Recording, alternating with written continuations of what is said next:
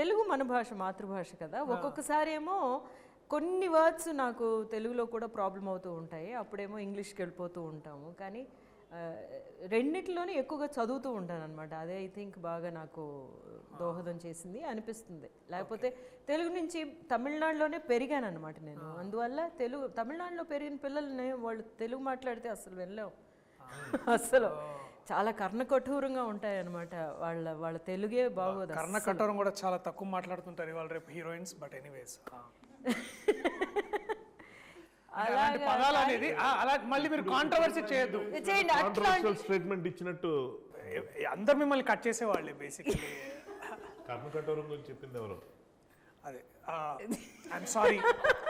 ఈ సభాముఖంగా మీకు క్షమాపణలు అడుగుతూ మీరు కంటిన్యూ చేయాల్సిందిగా కోరుతున్నాను. Your honour please.